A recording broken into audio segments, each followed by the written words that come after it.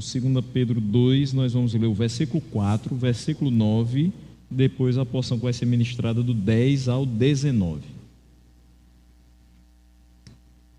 texto nos diz o seguinte: pois Deus não poupou os anjos que pecaram, mas os lançou no inferno, prendendo-os em abismos tenebrosos, a fim de serem reservados para o juízo.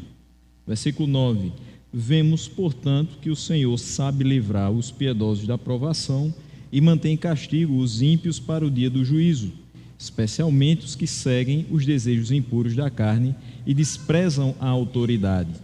Insolentes e arrogantes, tais homens não têm medo de difamar os seres celestiais. Contudo, nem os anjos, embora sendo maiores em força e poder, fazem acusações injuriosas contra aqueles seres na presença do Senhor. Mas eles difamam o que desconhecem e são como criaturas irracionais, guiadas pelo instinto, nascidas para serem capturadas e destruídas. Serão corrompidos pela sua própria corrupção. Eles receberão retribuição pela injustiça que causaram. Consideram prazer entregar-se à devassidão em plena luz do dia. São nódoas e manchas, regalando-se em seus prazeres quando participam da festa de vocês. Tendo os olhos cheios de adultério, nunca param de pecar, iludem os instáveis e têm o coração exercitado na ganância. Malditos! Eles abandonaram o caminho reto e se desviaram, seguindo o caminho de Balaão, filho de Beor, que amou o salário da injustiça. Mas em sua transgressão foi repreendido por uma jumenta, um animal mudo, que falou com voz humana e refreou a insensatez do profeta. Esses homens são fontes sem água e névoas impelidas pela tempestade. A escuridão das trevas lhes está reservada, pois eles, com palavras de vaidosa arrogância e provocando os desejos libertinos da carne, seduzem os que estão quase conseguindo fugir daqueles que vivem no erro. Prometendo-lhes liberdade, eles mesmos são escravos da corrupção, pois o homem é escravo daquilo que o domina. Oremos. Senhor nosso Deus, nós somos gratos por esta primeira terça-feira de 2023. Te agradecemos por ter nos mantido firmes, fortes, saudáveis para o dia de hoje. E queremos, Senhor, te pedir que fale conosco através dessa porção das Escrituras. Que de fato o Teu Santo Espírito abra nossa mente, nosso coração para receber as verdades aqui contidas e que são necessárias para a nossa condução na vida cristã que o Senhor nos propõe a viver. Assim nós te oramos em nome de Jesus. Amém. Meus irmãos, no sermão anterior nós vimos que os falsos mestres são a realidade do nosso tempo. E isso é fato. Basta você olhar os discursos do final de 2022 e o início de 2023.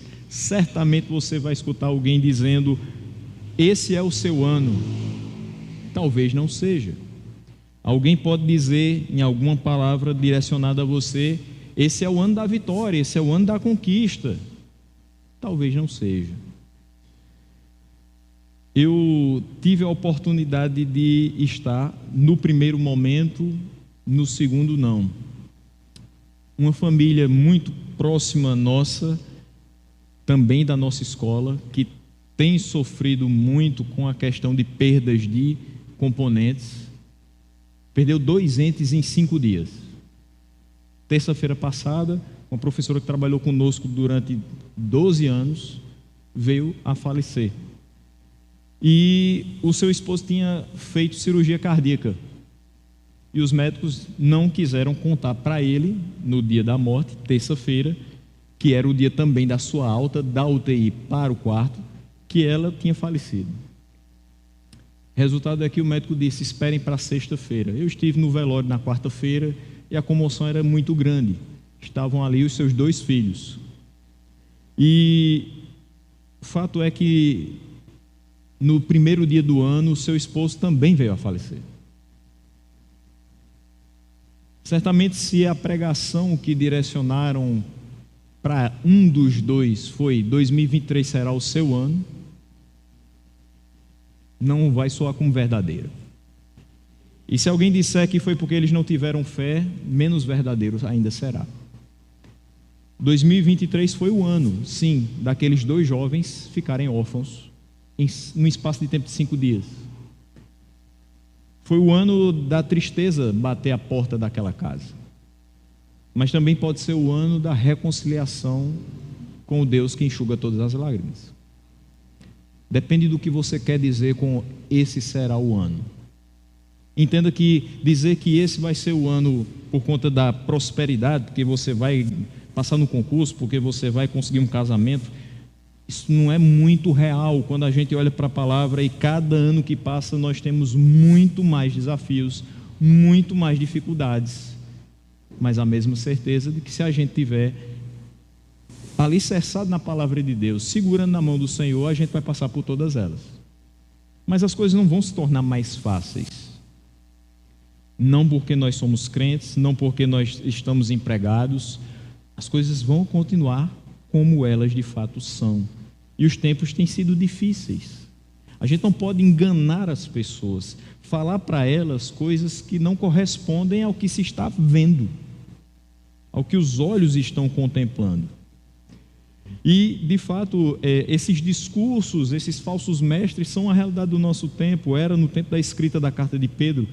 Muitos, infelizmente, têm seguido esses homens e mulheres que são a causa da difamação do caminho da verdade. Isso aqui eu falei no versículo 2, na outra meditação. Muitos seguirão os caminhos vergonhosos desses homens, e por causa deles o caminho da verdade será difamado.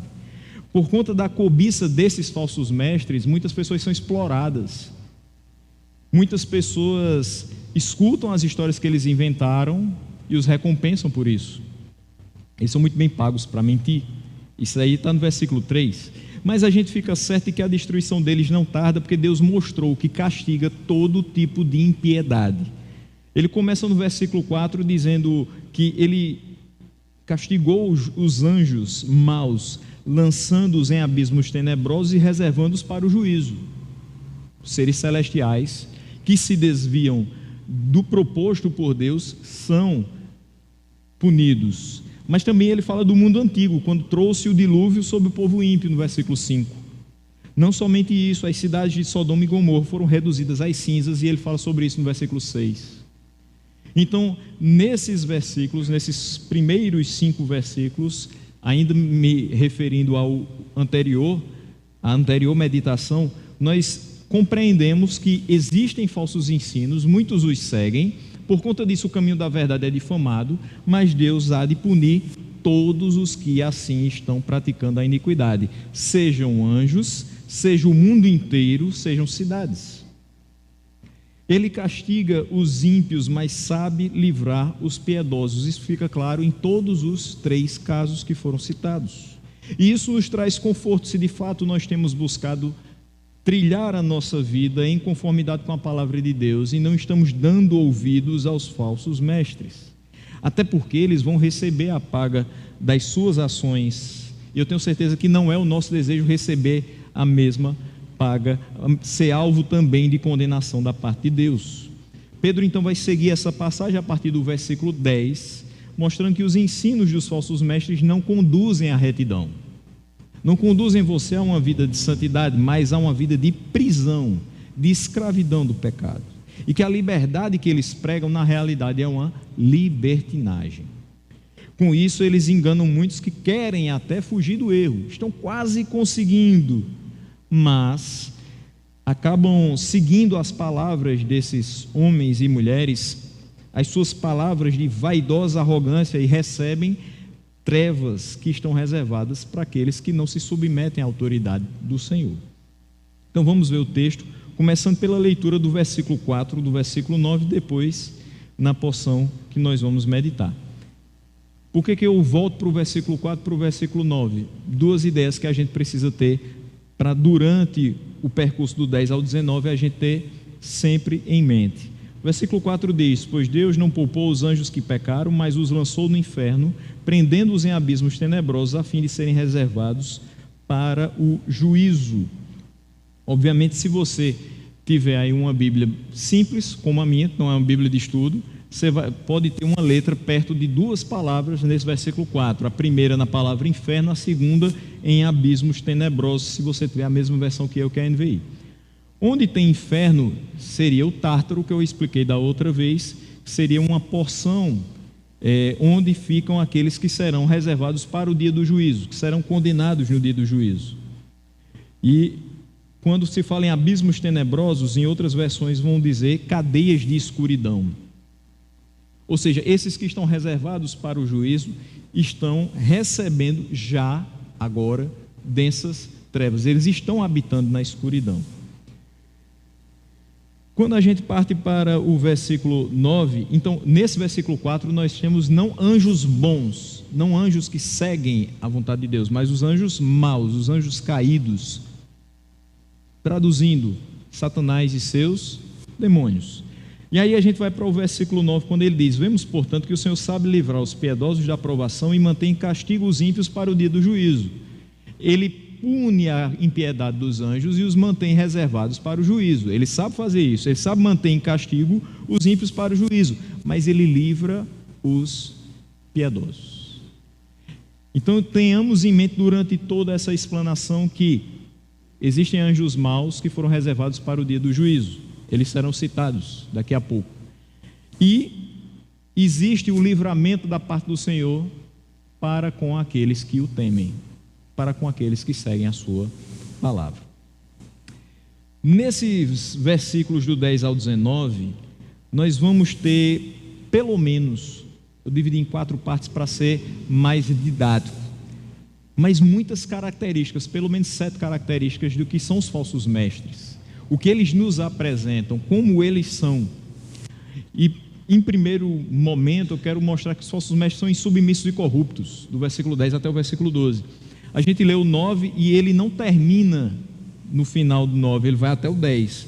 Então, vemos, portanto, que o Senhor sabe livrar os piedosos da provação e mantém em castigo os ímpios para o dia do juízo, especialmente os que seguem desejos impuros da carne e desprezam a autoridade. Insolentes e arrogantes, tais homens não têm medo de difamar os seres celestiais.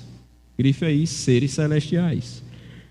Contudo, nem os anjos, mais uma vez citados, embora sendo maiores em força e poder, fazem acusações injuriosas contra aqueles seres na presença do Senhor. Até aí, versículos 10 e 11. Nós sabemos que Deus livrará os que vivem piedosamente das provações provenientes de uma vida de pecado. Se eu estou vivendo piedosamente, eu estou me guardando do pecado. Se eu me guardo do pecado, Deus saberá me livrar no dia da provação, no dia do juízo. Mas ele vai manter em castigo os ímpios para o dia do juízo, especialmente os que seguem desejos impuros da carne e desprezam a autoridade. Esse é um primeiro ponto. Eles seguem os desejos impuros da carne e desprezam a autoridade. Se você observar direitinho, pessoas que propagam falsos ensinos geralmente estão dissociadas de estruturas denominacionais. Sendo mais claro, não fazem parte de igrejas que são históricas, de igrejas que têm respaldo de uma liderança formada. Existem aqueles que abrem os seus próprios ministérios ou fazem parte de instituições sem devido amparo legal para a existência. Aquela placa que está na frente da casa deles ou na frente do trabalho não quer dizer muita coisa, porque não existe nenhuma documentação, tipo estatuto, regimento interno, nada que diga que aquilo de fato é uma igreja. Só que eles se valem disso para inculcar nas mentes dos mais desavisados todo tipo de heresia e abobrinha que você possa imaginar. E isso, infelizmente, atrai muita gente. Se a gente continua pregando a palavra que vem pregando nos últimos anos, talvez a quantidade de pessoas que está aqui hoje não vá se multiplicar por 2 ou por 3. Mas se a gente começasse a falar das mesmas coisas que eles falam, certamente a gente não teria que colocar pessoas na galeria. A gente teria que ter um segundo andar. A gente teria que fazer uma ampliação do templo. Porque isso atrai as pessoas. Dizer que você é vencedor, que você vai ganhar, que você vai receber, estenda a sua mão, que hoje o anjo está trazendo uma bandeja. Enfim, são muitas as coisas que fazem o seu coração palpitar e dizer: eu quero mais disso. E nem sempre a pregação genuína do Evangelho faz o seu coração palpitar da mesma forma. Talvez quando alguma pessoa diga assim: você está no mundo para sofrer pelo nome de Jesus, os seus batimentos que estavam em 130 caiam para 90. Se essas pessoas não são submissas a uma liderança humana, meus irmãos, a uma denominação séria, comprometida com a palavra, que dirá quanto ao Senhor? Eles são avessos à submissão a autoridades. Isso Pedro vem falando desde a sua primeira carta. Ele fala de submissão quase que o tempo todo. Mas na segunda ele já está tratando de outras questões, do resultado de nós darmos ouvidos àqueles que não são submissos. E aí ele mostra que essas pessoas que são avessas à submissão às autoridades querem falar livremente, querem agir livremente e querem enganar livremente.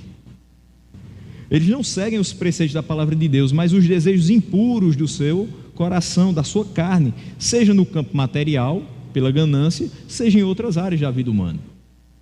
Eles são insolentes, são arrogantes, não têm o menor receio de difamar os seres celestiais. E aí vem o ponto que a gente leu do versículo 4, que seres celestiais são esses que eles não têm receio de difamar.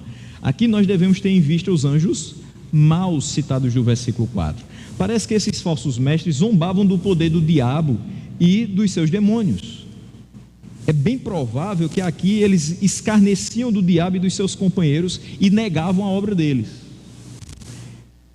É aqueles que diziam assim: vamos viver do jeito que nós quisermos, não existe inferno, não existe diabo, não se preocupe com isso, setas inflamadas no maligno, isso é só uma invenção daqueles que querem prender vocês, que querem deixar vocês com medo, e nessa teologia do medo, deixar vocês escravos da vontade deles. Interessante que, fazendo isso, esses próprios falsos mestres se abriam para o engano do pai das mentiras, não reconhecendo que ele existe, não reconhecendo, mesmo que pouco, mas o seu poder de enganação, eles se abriam para esse engano. Se uma pessoa não entende o poder de Satanás, não pode discernir de forma alguma a sua influência ou ficar vigilante contra ela. Eu sei que muita coisa ruim que acontece no mundo provém do nosso coração pecaminoso. Você não precisa estar dominado por Satanás para fazer o que não presta. Basta você não estar vigilante na palavra de Deus. Basta o velho homem voltar a atuar. E a gente faz coisas que a gente olha para si e diz: eu fiz isso. É verdade. Mas se eu desprezo a atuação de Satanás naquele que não está sendo vigilante, muito menos vigilante eu vou conseguir ser na hora que ele tomar conta da situação. O diabo ruge ao redor procurando alguém para devorar, e ele acha mais fácil devorar aqueles que negam a sua realidade, a obra que ele realiza nesse mundo de roubar, matar e destruir. Essas pessoas são incapazes de seguir a demonstração de Pedro para resistir firmemente a Satanás. Na primeira carta, no capítulo 5, versículos 8 e 9, ele diz: sejam sóbrios e vigiem, o diabo, o inimigo de vocês, anda ao redor como leão, rugindo e procurando a quem possa devorar. Resistam-lhe permanecendo firmes na fé, sabendo que os irmãos que vocês têm em todo o mundo estão passando pelos mesmos sofrimentos. Então seria uma enganação eu dizer para vocês hoje: meus irmãos, 2023, fiquem tranquilos, o diabo não vai tentar vocês, o diabo não vai atacar vocês, até porque não existe. Dessa maneira nós estaríamos abrindo as nossas defesas para que ele atuasse nas nossas fragilidades, nas nossas debilidades, na nossa ignorância quanto à realidade da sua obra. É óbvio, Deus é muito maior do que ele. Mas se eu não estou com Deus, que vantagem eu terei sobre ele? Se eu não estou confiando no poder de Deus atuando na minha vida, que vantagem eu vou ter sobre o diabo? Que resistência eu vou ter com relação a ele? Por isso que Pedro diz: sejam sóbrios e vigiem. Ele é nosso inimigo, ele anda como leão procurando a quem tragar, e nós precisamos resistir firmes na fé. Como resistir firmes na fé? Negando que ele existe?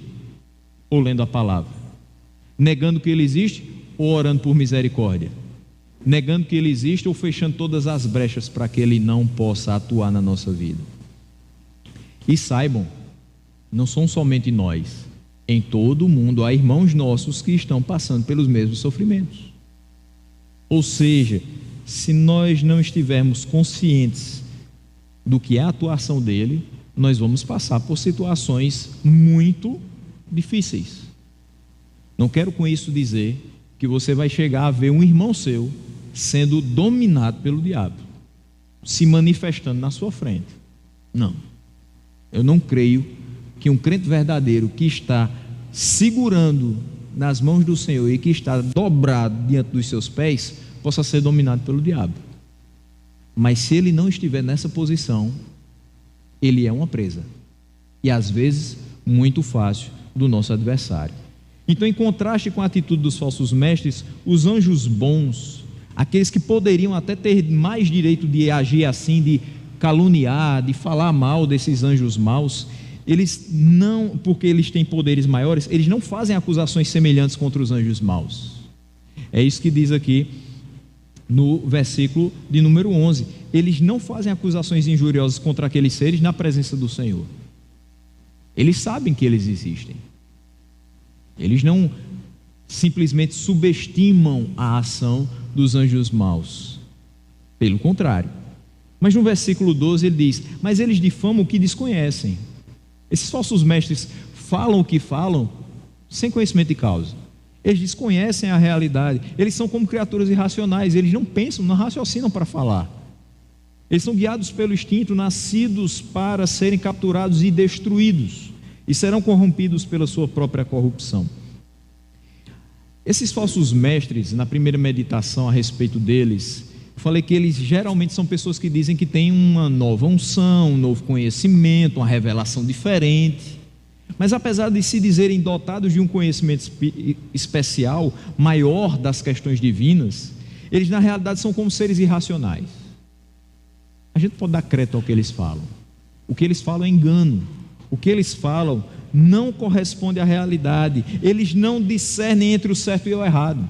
Por isso que eles levam outros ao erro. Eles são guiados meramente por seus instintos, movidos por corrupção, e vão ser destruídos pelas suas próprias ações. Às vezes eu assisto a alguns debates que são feitos, principalmente hoje com o avanço da internet, do YouTube, por exemplo. Você tem debates, podcasts, entre um pastor que tem uma visão mais ortodoxa e um que não sei nem porque estão chamando de pastor. Então ele apresenta alguma posição herética e o outro pastor vai ali debatendo, vai quebrando, refutando os argumentos do outro.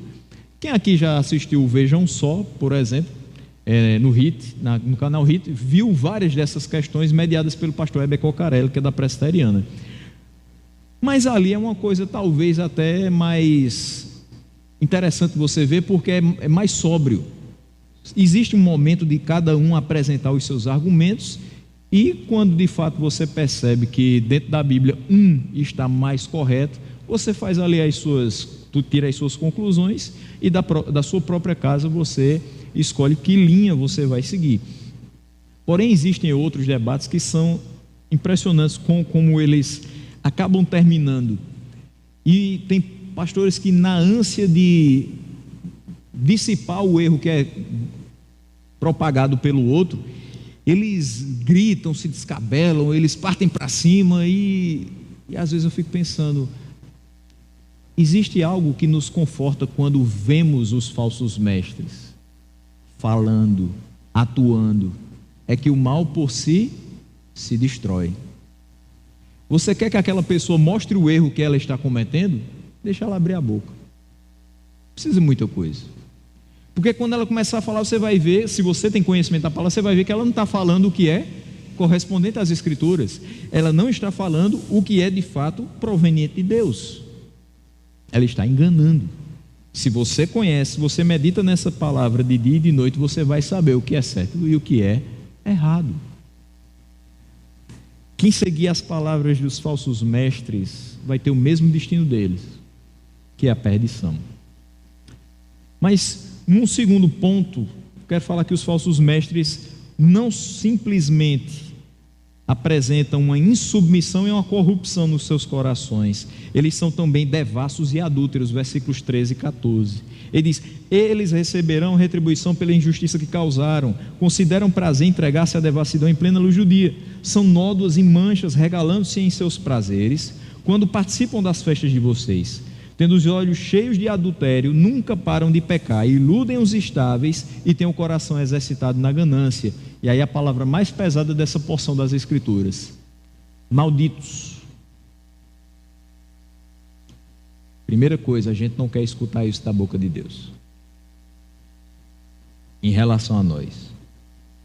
Os que propagam o engano são malditos. É pesado, mas é verdadeiro. Mais uma vez, Pedro vai nos certificar de que a ação enganosa dos falsos mestres não vai ficar impune. Eles vão receber a retribuição pela injustiça que causaram, pelos muitos que desviaram, pelas injúrias que lançaram. Se você liga a sua televisão e escuta alguém falando alguma coisa que não tem nada a ver com a palavra de Deus, tenha certeza, ele vai receber a retribuição daquilo que ele está fazendo. Não siga, mude canal. Ou melhor, desliga. Não vai ter muita coisa diferente nos canais outros que você possa observar. Infelizmente, pregação verdadeira do Evangelho não tem espaço na grande mídia. Se você observar que numa manhã de sábado você tem 15 minutos para Hernandes Dias Lopes falar e mais de 4 horas para outras manifestações, você percebe que não é o melhor local para você aprender do Evangelho, a nossa telinha. Outra característica que ele expõe dos falsos mestres no versículo 13 é que eles são devassos. Em plena luz do dia eles cometem torpeza e consideram isso como sendo prazeroso. Eles fazem do jeito que eles querem, em plena luz do dia, não tem vergonha nenhuma de praticar esses atos e acham que isso é muito prazeroso. O que move o coração deles não é ter o seu prazer na lei do Senhor, meditando nela de dia e de noite. O que os move é fazer nessa terra o que dá na telha. É ouvir a voz do seu coração, é satisfazer os desejos do seu coração. Eles são nódoas. Certamente, nós aqui nordestinos, cada um de nós, a não ser que você não goste, mas você já pegou um cajuzinho do pé. E aí, com muita sede ao pote, você foi, mordeu aquele caju e pá, pegou na camisa. Nódoa de caju sai? Não sai. Eles são nódoas. Eles mancham aquilo que deveria estar limpo, aquilo que deveria estar puro, e não sai.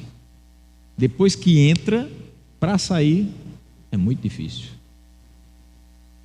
Às vezes a gente percebe no comportamento de algumas crianças, eles dificilmente aprendem rápido os comandos corretos da boa educação.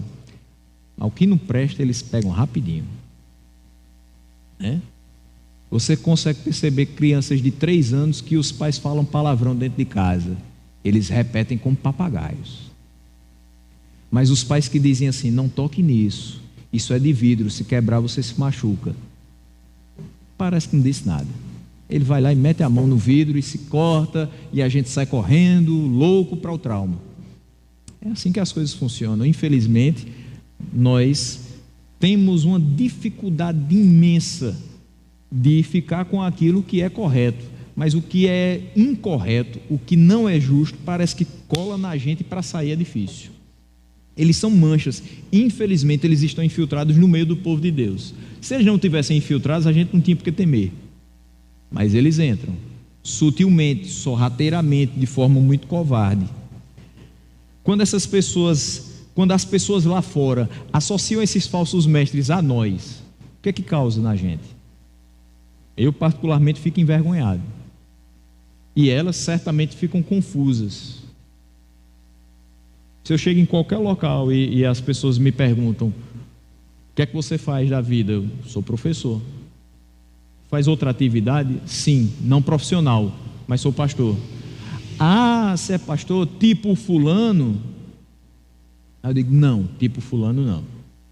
Porque o fulano, aí você tem que fazer toda uma explicação, não, porque o fulano não prega a palavra como pregamos na igreja que eu faço parte. Porque o fulano não tem a noção do que é compromisso com a verdade das Escrituras. Então eu não sou igual ao fulano. Mas não é evangélico também? Não, nós não o consideramos como evangélico. Mas na placa da igreja dele tem dizendo igreja evangélica tal, tal, tal. Mas não é tudo uma coisa só. Infelizmente a gente percebe que existe uma grande confusão entre as pessoas. Os ímpios acham que é todo mundo igual. Colocam tudo num bolo só e não fazem separação entre o que é verdadeiro e o que é falso. Não se pode esperar muito dos ímpios. Eles não têm o Espírito Santo para ajudá-los a ter discernimento entre o que é falso mestre e o que é pessoa íntegra com relação à palavra. Mas nós não podemos nos deixar enganar pelos falsos mestres. Nós sabemos o que é a verdade. Nós somos ensinados na verdade. Nós temos a verdade nas nossas mãos. Só vamos nos enganar se quisermos. Não podemos deixar nos enganar pelos falsos mestres. Nós temos não somente nas nossas mãos, mas no nosso coração a palavra da verdade. E o Espírito Santo nos confere discernimento para que a gente não se perca nos devaneios que esses homens nos apresentam. Você sabe perfeitamente que se você subisse ao púlpito e aqui tivesse um arco e você passasse por ele, isso não significaria que você seria mais abençoado. Não precisa que eu fale isso. Você, quando olha para essa situação, você sabe discernir que isso não é verdadeiro. Mas aí no versículo 14 ele diz: eles têm olhos cheios de adultério. Essa colocação é bem pesada mesmo. Eles nunca param de pecar. Veja, eles são insaciáveis no pecado. Eles iludem os instáveis, aqueles que não têm firmeza no Evangelho. E eles têm o coração exercitado na ganância. O que eles querem é riqueza, é prosperidade material. Uma vez que eles são devassos, não seria incomum encontrar aqueles que têm os olhos cheios de adultério.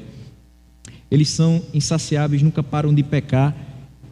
Entre os homens que fazem isso, entre os falsos mestres da categoria masculina, você percebe homens casados que olham para as mulheres dos locais onde eles falam, onde eles discursam, como se fossem parceiras em potencial.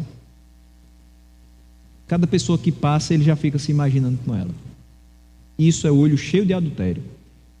As mulheres, temos muitas falsas também mestres nisso aí, mulheres casadas que não se dão a respeito e buscam em outros homens o que julgam faltar nos seus maridos. Devassos, adúlteros, não deviam ocupar lugar nos púlpitos das igrejas, muito menos os seus ensinos deveriam ocupar lugar nos corações dos crentes em Cristo. Com esses ensinos que eles trazem, eles iludem os instáveis, e seu coração é exercitado na ganância. É com tristeza, meus irmãos, que a gente vê pessoas que procuram pastores não com dúvidas legítimas, verdadeiras, mas procuram perguntando algumas questões com o intuito de ter um aval para pecar. Pastor, tal coisa é pecado. Se você está perguntando se é pecado, é porque você já está entendendo que de fato é. Você tem pelo menos 50% de certeza que é. Mas se o pastor disser que não, aí você diz: opa, estou livre, vou fazer. O pastor disse que não é pecado. E nem sempre uma coisa que eu vou lhe dizer que não é pecado, necessariamente pecado, sempre será dessa forma. Por exemplo, eu posso dizer que trabalhar muito e ganhar dinheiro não é pecado em si. Mas se a motivação do seu coração for trabalhar muito para ganhar dinheiro, isso se torna pecaminoso. Então, se você me pergunta: pastor, eu posso ter um segundo emprego, que eu estou precisando de dinheiro? Isso pode, problema algum. Mas a partir do momento que você começa a negligenciar a sua vida espiritual, a sua frequência na comunhão dos santos, e você se torna um instável, torna pecaminoso. É pecado. Aí se você vier me perguntar de novo, eu vou dizer, agora sim, é pecado. Só que você pagou para ver. Infelizmente tem muitos que fazem isso.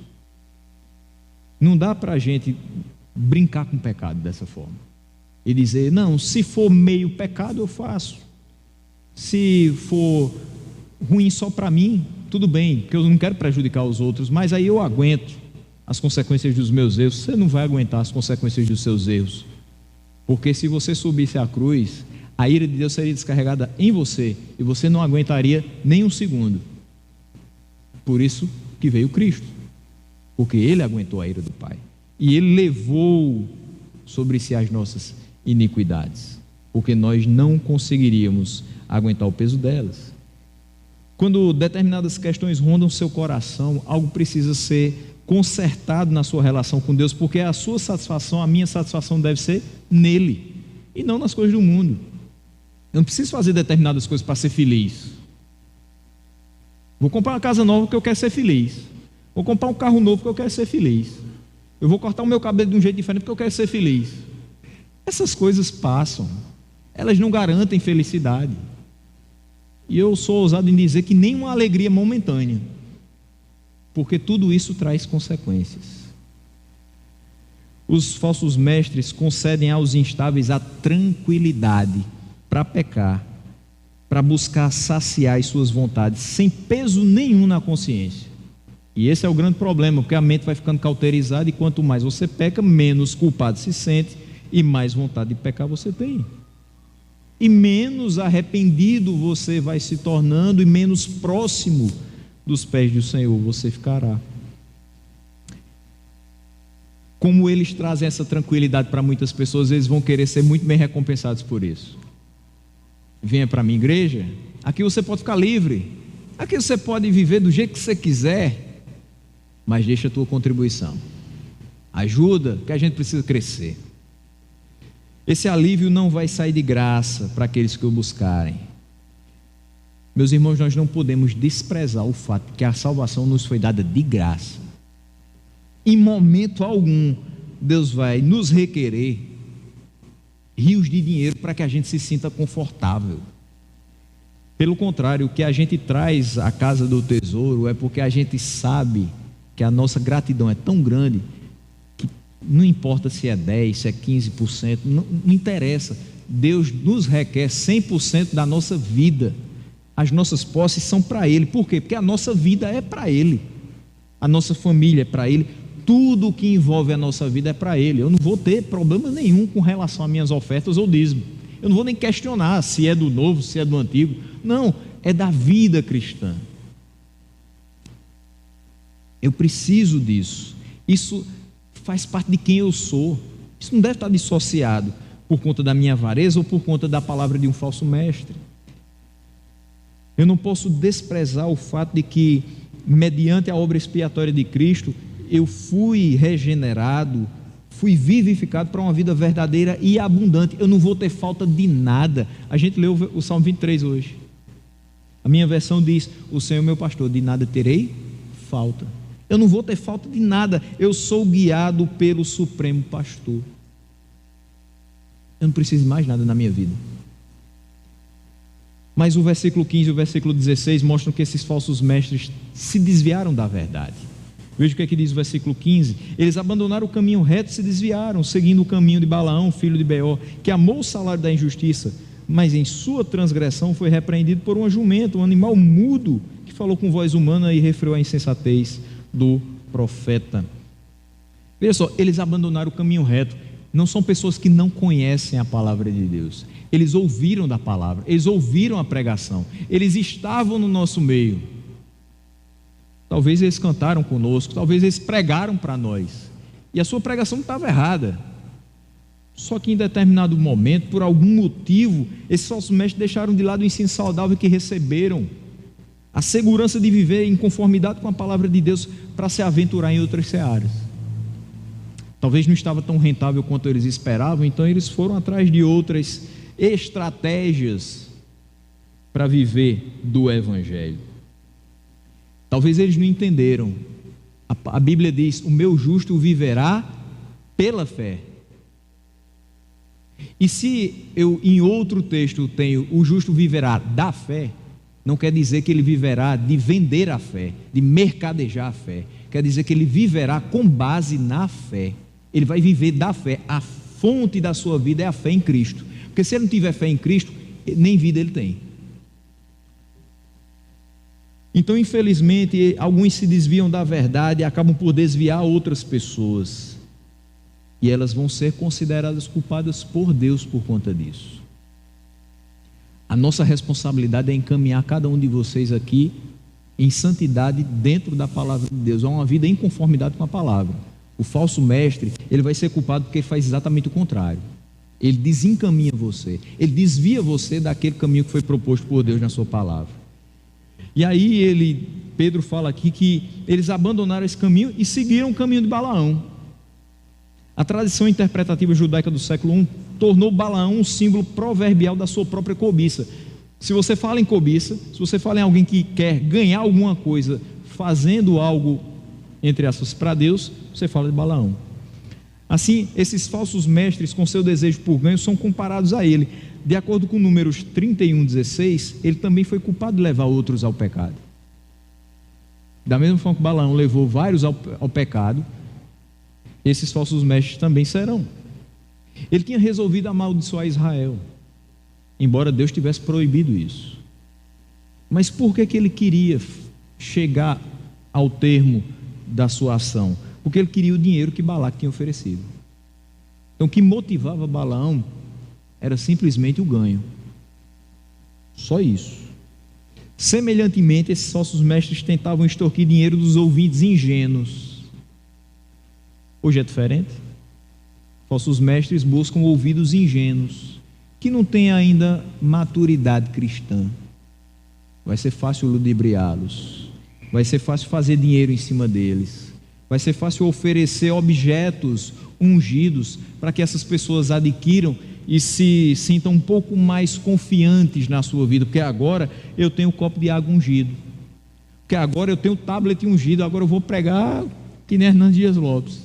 Não, vou continuar pregando do mesmo jeito. Porque esse tablet não é ungido e essa água também não é ungida. Isso aqui serve para eu estudar, isso aqui serve para eu matar minha sede. Questões espirituais, nenhuma. Veja que um jumento que repreendia a insensatez do profeta desmascarou não somente a estultícia de Balaão, mas também a dos falsos mestres dos dias de Pedro. Porque quando a gente percebe que Balaão estava agindo errado e uma jumenta o repreendeu, e os falsos mestres são comparados a Balaão, então essa jumenta também repreende os falsos mestres. Se você não quer ser repreendido por uma jumenta, fala a verdade. Pregue a palavra. Esqueça os ganhos. Tudo que for para chegar na sua mão vai chegar. Nada mais, nada menos. Por último, os falsos mestres são vazios e prometem uma falsa liberdade. Versículos 17 a 19. Ele diz o seguinte: esses homens são fontes sem água, vazios, e névoas impelidas pela tempestade. A escuridão das trevas lhes está reservada, pois eles, com palavras de vaidosa arrogância e provocando os desejos libertinos da carne, seduzem os que estão quase conseguindo fugir daqueles que vivem no erro, prometendo-lhes liberdade, e eles mesmos são escravos da corrupção, pois o homem é escravo daquilo que o domina. Uma fonte sem água, é isso que eles são. Você sobe à casa do Senhor para escutar uma palavra que alimente a sua alma. Se tem um falso mestre ensinando, você volta para casa tão vazio quanto você veio. Você procura uma pessoa para se aconselhar na sua vida, e se ela for uma fonte sem água, um falso mestre, você volta para casa com tanta dúvida quanto você chegou. Infelizmente, muitos procuram essas pessoas, e as suas dúvidas não só permanecem, elas se acumulam. Assim como a água sustenta a vida física, também o ensino das Escrituras, o ensino espiritual nutre a nossa vida espiritual. E essas pessoas sabiam muito perfeitamente o valor da água, porque o recurso hídrico aqui era extremamente valioso para nós também. No meu tempo de vida eu já encarei 3 racionamentos de água em Campina Grande. 3. É muita coisa, é muita seca. A água para a gente hoje está muito bem, né?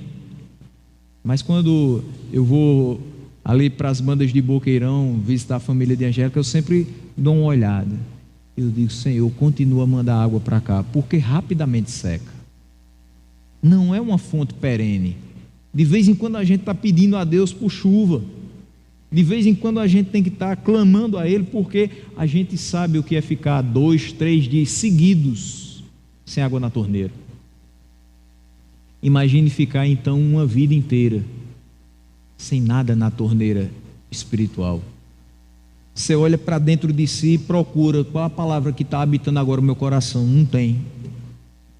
O que foi que eu escutei de pregação que chamou minha atenção e que alimentou a minha vida durante essa semana? Não sei. Porque eu busquei uma fonte seca, fonte sem água. Alguém me falou alguma coisa e depois eu percebi que não era verdade.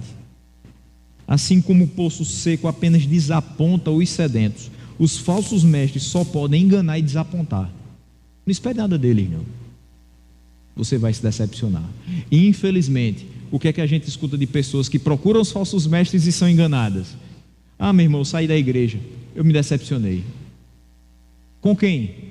Com Deus? Garanto que não. Com a liderança séria, você não vai se decepcionar. Com homens e mulheres que estão na dependência do Espírito Santo, pregando a palavra ao seu coração, eu tenho certeza que você não vai se decepcionar. E a gente continua sendo falho. Mas a gente vai procurar fazer o possível para não errar com ninguém. Primeiro, nós erraremos com Deus se vacilarmos. Mas quando você olha para falsos mestres, meu irmão, eles vão lhe decepcionar todos os dias, toda hora.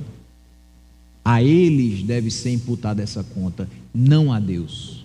Se alguém prometeu e você não recebeu, não foi Deus que falhou, foi ele que falhou. Foi o falso mestre que falhou. Se você estava esperando alguma coisa acontecer de extraordinário no ano 2022 e só derrota veio para a sua vida, pode ter acontecido. Não foi Deus que lhe esqueceu e lhe desamparou, até porque Ele não desamparou os seus. Mas algum falso mestre talvez tenha dito que era o seu ano da virada. E virou mesmo. Capotou. Só que agora, das cinzas, Deus faz tudo novo. Se você crê na palavra dEle e não nos falsos mestres. Se você começar a escutar somente as palavras que saem da boca dEle, através da sua palavra, e não as promessas falsas desses mestres. O que é que está reservado para eles? Densas trevas. Por quê? Versículo 18. Porque eles são covardes. Eles têm como alvo principal o novo convertido.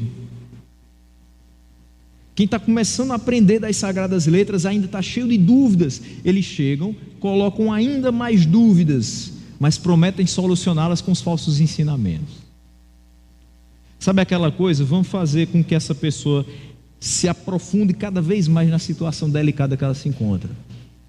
Quando for na hora certa, a gente chega com a solução: o Salvador da pátria. Esse é o falso mestre. Mas se alguém se apresenta como Salvador da pátria e não apresenta Cristo, que é o Salvador da humanidade, tenha cuidado. Tenha cuidado. Ele não consegue nem salvar a si mesmo, quanto mais a você. Eles trazem para aquele que é neófito uma visão distorcida da liberdade que a gente tem em Deus. Meus irmãos, a gente escutou aqui, domingo à noite, uma palavra muito boa, que dizia já no seu finalzinho que nós somos livres.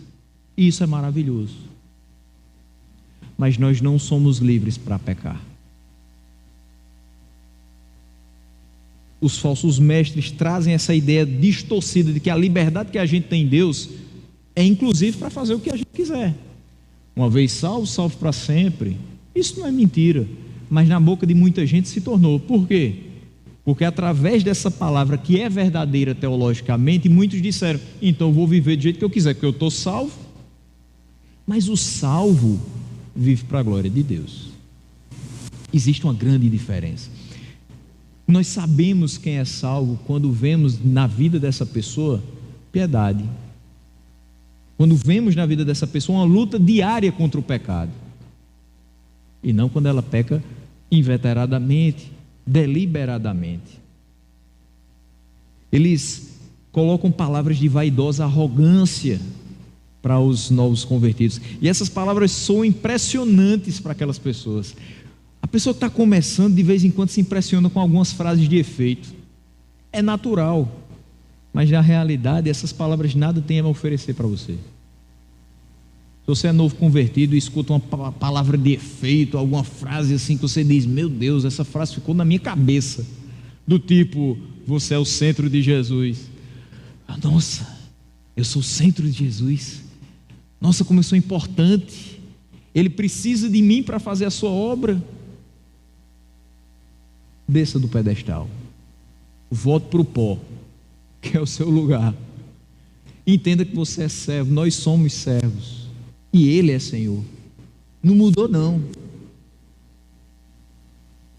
Qualquer pessoa pode dizer que você é extremamente especial, a sua forma foi jogada fora, não tem ninguém igual a você. Sabe por que você é especial? Porque Cristo morreu por você. Não tinha nada de especial em você. A especialidade está do lado de fora, e ela só vem para dentro quando é colocada fé no seu coração. Aí Ele passa a habitar você. Enquanto não, quem é você? Morto em delitos e pecados. O que tem de especial um morto? Nada. Essas pessoas estão quase conseguindo fugir daqueles que produzem o erro. Quase. Eles acabaram de se separar do mundo, eles acabaram de se livrar dos amigos que fazem convites que são inadequados, mas eles ainda têm dificuldade para resistir a algumas questões relativas aos ímpios. E os falsos mestres são depravados e fazem de vítimas os que ainda não tiveram a oportunidade de desenvolver uma resistência espiritual. Ah, meu irmão, não tem nada não, vai lá, faz. Isso é besteira. É porque o pastor da tua igreja é quadrado, é antiquado, não é descolado igual a gente. Vai lá, faz. Você já está salvo, não tem problema, não tem mais condenação para você. Faz o que você quiser. Infelizmente, essas palavras brilham os olhos deles, e eles que estão quase conseguindo fugir do erro voltam para o mesmo lamaçal de onde foram tirados. Eles prometendo-lhes liberdade, na realidade eles mesmos são escravos da corrupção. O homem é escravo daquilo que o domina. Nós fomos salvos e fomos libertos do pecado para sermos escravos da vontade de Deus. Servos, escravos, obedientes à vontade do nosso Senhor. Provavelmente essa liberdade que eles prometiam era a liberdade das restrições morais. É sempre o que é que tem? Qual o problema disso? Tem muita coisa, há muito problema nisso. Eles, exatamente os que prometem essa liberdade da escravidão de regras, de regulamentos, são escravos da depravação. Eu lido com pré-adolescentes e adolescentes dos 10 aos 18 anos. Durante 200 dias letivos, todos os anos, esse ano eu completo 18 anos de educação. E toda vez que eu olho para um aluno que é extremamente irreverente, irresponsável, inquieto, insubmisso, eu olho para essa realidade aqui. E eu olho para ele e digo assim: sua casa tem regras? Ele diz: tem. Mãe bota regra, pai bota regra também. Eu digo: é. E por que você não segue as regras aqui? Não, porque aqui eu me solto. E é. Mas saiba que aqui tem regras também. A casa de Deus tem regras também. A vida cristã não é só regras, não é formada de regras, mas inclui regras. Você não foi livre para fazer o que você quiser, você foi livre para fazer o que Ele quiser. E o que Ele quer fazer na sua vida é muito mais precioso do que você poderia imaginar dentro da sua pretensa bondade. Essas pessoas que desprezam as regras, desprezam os regulamentos, não estão nem aí para a disciplina que recebem quando são repreendidos, eles são escravos da depravação. Libertos da lei, eles caem na escravidão do pecado, e a liberdade é transformada em libertinagem. Cuidado com aqueles que se utilizam de uma liberdade cristã para agir com libertinagem. Deus nos livrou do pecado e não para a escravidão do pecado. A liberdade que esses falsos mestres pregam, na realidade, é uma prisão, é um caminho de morte, não é o caminho proposto por Deus. Quem não se submete à autoridade do Senhor não encontra liberdade, encontra prisão. Somente Cristo é a saída para quem está trilhando esse caminho de morte. João 8, 31 e 32 nos diz o seguinte: se vocês permanecerem firmes na minha palavra, verdadeiramente serão os meus discípulos e conhecerão a verdade, e a verdade os libertará. Quem é essa verdade? A verdade que liberta é Jesus Cristo. Portanto, meus irmãos, nesse início de 2023, a palavra que eu trago para os nossos corações é que nós devemos continuar orando incessantemente para que Deus continue a levantar servos comprometidos com a sua palavra, fiéis, verdadeiros, íntegros, e que nós não demos de forma alguma ouvidos aos falsos mestres, que nós submetamos as nossas vidas a Deus nesse ano de 2023, como já temos feito durante toda a nossa trajetória, e que nós sejamos livres de verdade,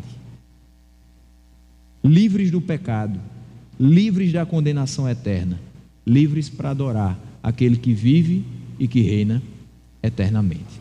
Amém?